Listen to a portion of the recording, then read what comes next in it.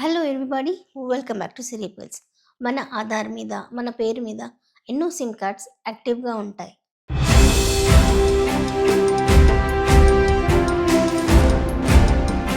మన పేరు మీద ఇప్పటికే చాలా సిమ్ కార్డ్స్ యాక్టివ్గా ఉంటే ఆగస్ట్ 24 తర్వాత కొత్త సిమ్ తీసుకునే అవకాశం ఉండకపోవచ్చు.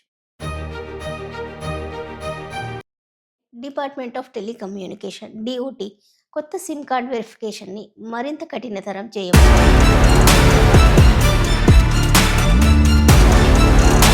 మనం గవర్నమెంట్ తెస్తున్న ఈ రూల్ వల్ల మొబైల్ యూజర్స్పై ఎలాంటి ఇంపాక్ట్ పడబోతుందో తెలుసుకుందాం. అలాగే మన పేరు మీద ఎన్ని సిమ్ కార్డ్స్ ఉన్నాయో ఎలా తెలుసుకోవడమో కూడా చూద్దాం.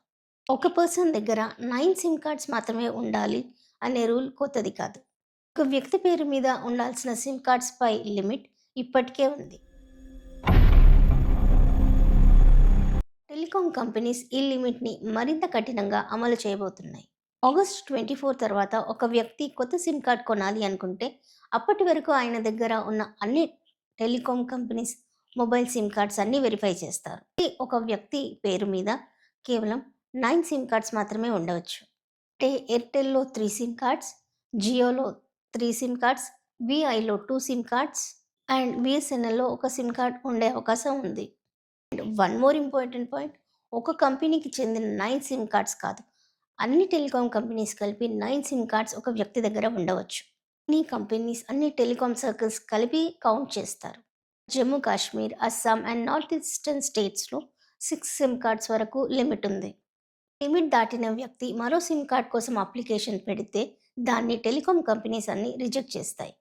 దీనికోసం టెలికాం కంపెనీస్ గవర్నమెంట్కి సంబంధించిన ఒక డిజిటల్ ఇంటెలిజెన్స్ ప్లాట్ఫామ్ ద్వారా రికార్డ్స్ని క్రాస్ చెక్స్ చేస్తారు. అంటే వేరే ఆపరేటర్స్లో, వేరే టెలికాం కంపెనీస్లో ఉన్న సిమ్ కార్డ్స్ని కూడా ఇక్కడ వెరిఫై చేస్తారు.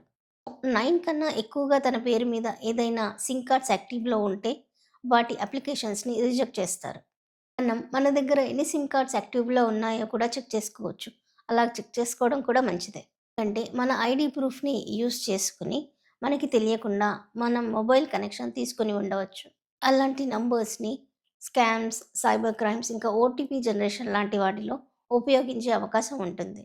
అది మన పేరుతో రిజిస్టర్ అయి ఉండడం వల్ల మనం సమస్యలో ఎదుర్కోవాల్సి వస్తుంది. మన పేరు మీద ఎన్ని సిమ్ కార్డ్స్ యాక్టివ్లో ఉన్నాయో తెలుసుకోవడానికి గవర్నమెంట్కి సంబంధించిన సంచార్ సాథీ యాప్లో మనం చెక్ చేసుకోవచ్చు. సంచార్ సాథీ యాప్ ఓపెన్ చేసిన తర్వాత mobile connections in your name అని కానీ మొబైల్ కనెక్షన్ ఆప్షన్ని కానీ సెలెక్ట్ చేసుకోవాలి. మన మొబైల్ నెంబర్తో ఓటీపీ ఎంటర్ చేసి లాగిన్ అవ్వాల్సి వస్తుంది. తర్వాత మన పేరు మీద ఉన్న కనెక్షన్స్ లిస్ట్ అన్నీ కనిపిస్తుంది. లిస్టులో మనకి తెలియని నంబర్ కనిపిస్తే నాట్ మై నంబర్ అని రిపోర్ట్ చేయాలి.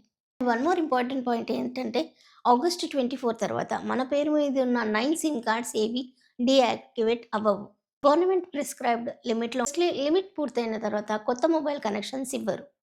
అండ్ లిమిట్కి మించి తప్పుగా యాక్టివ్ అయిన మొబైల్ నంబర్స్పై యాక్షన్ తీసుకుంటారు. ఇప్పుడు ఎందుకు ఈ రూల్ స్పెసిఫిక్గా వెరిఫికేషన్ స్ట్రిక్ట్ చేస్తున్నారంటే వ్యక్తి పేరుతో ఎన్నో కనెక్షన్స్ని రిజిస్టర్ చేయడం, వాటితో ఫేక్ కాల్స్, స్కామ్ కాల్స్ చేయడం, ఆన్లైన్ ఫ్రాడ్స్ కోసం ఉపయోగించడం వంటి వాటిని తగ్గించడానికి మనం చేయాల్సిన సింపుల్ పని మన దగ్గర ఎన్ని యాక్టివ్ సిమ్ కార్డ్స్ ఉన్నాయో చెక్ చేసుకోవడం. అది మనకి తెలియకుండా ఏదైనా నంబర్ యాక్టివ్లో ఉంటే దాన్ని రిపోర్ట్ చేయడం. ఈరోజు సంచార్ సాథీ యాప్లో ఈ విషయాన్ని వెరిఫై చేసుకోండి. ఇన్ఫో మీకు యూస్ఫుల్ అనిపిస్తే ప్లీజ్ కన్సిడర్ సబ్స్క్రైబ్. మరో వీడియోలో మళ్ళీ కలుద్దాం. Bye everyone.